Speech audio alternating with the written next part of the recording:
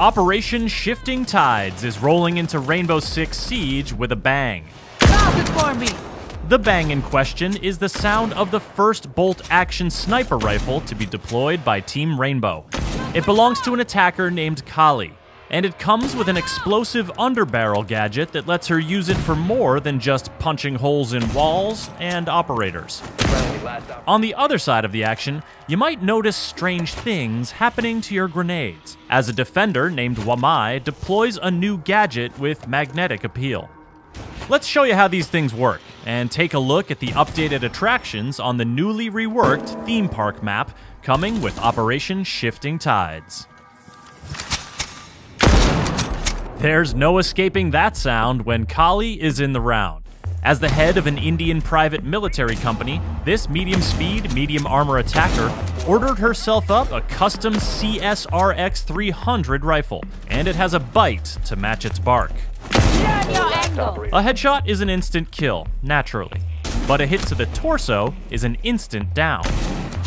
One shot can penetrate through multiple breakable walls, or through multiple defenders, or a combination of both.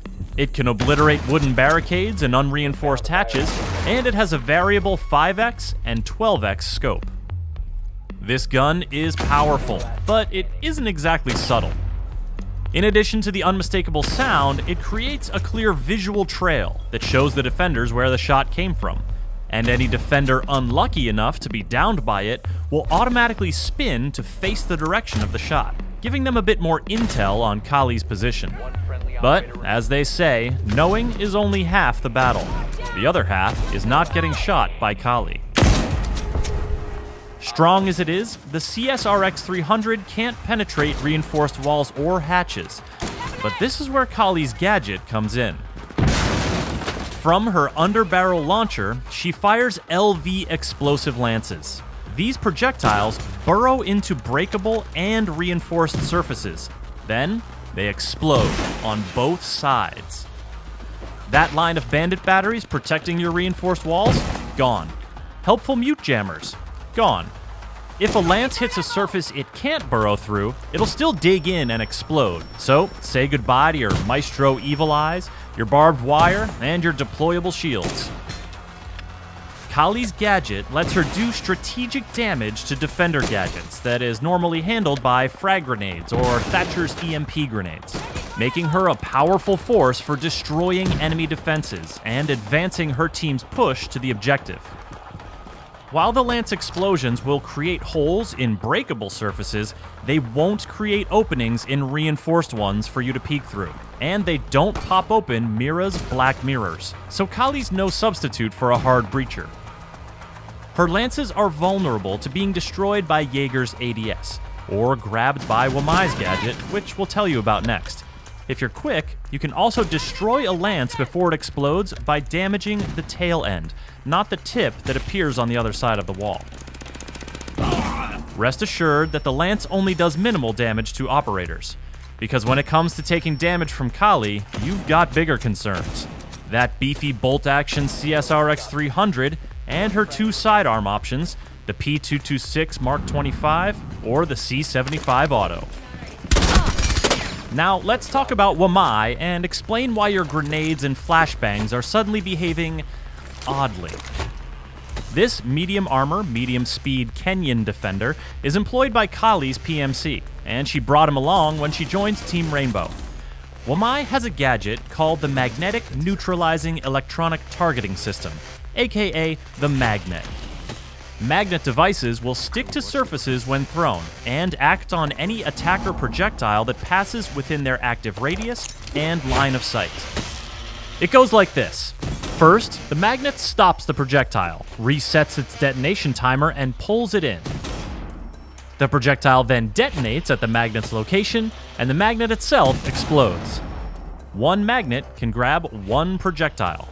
Flashes will still flash, frags will still frag, but they'll do so at a time and place dictated by Wamai's gadget. And here's the thing, it's not just flashes, frags, and smokes. It's Ash's breaching rounds.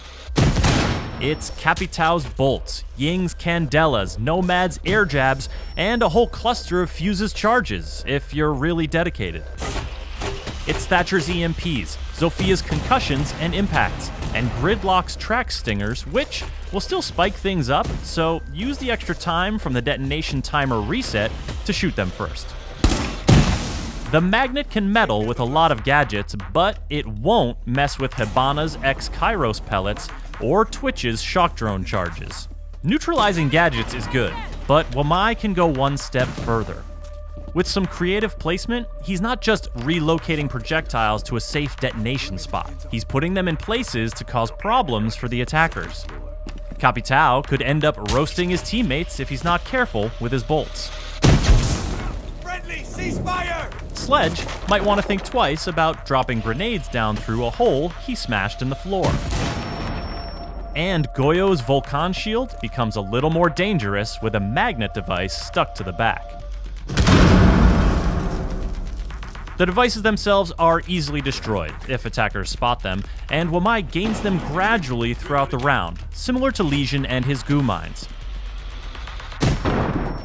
While Jaeger's ADS simply neutralizes incoming objects, Wamai takes a more creative approach by moving those objects around and sowing uncertainty among the attacking team. Uncertainty that he can capitalize on with his MP5K or AUG A2 and Keratos 357 or P12 sidearms.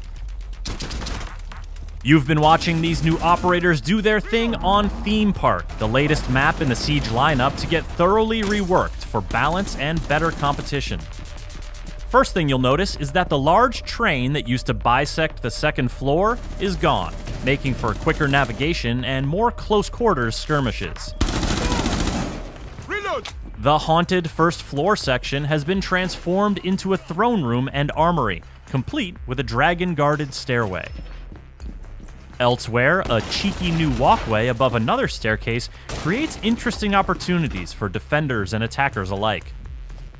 While some new arcade cabinets provide extra cover at a crucial second floor window. And the first floor arcade entrance is completely blocked. The new theme park map will be free for all players when Operation Shifting Tides launches. The new operators, Kali and Wamai, will be available at launch for Year 4 pass holders and Uplay Plus subscribers, and a week later, all players will be able to unlock them with Renown or R6 credits. For more on Rainbow Six Siege, subscribe to our YouTube channel, and visit us at news.ubisoft.com.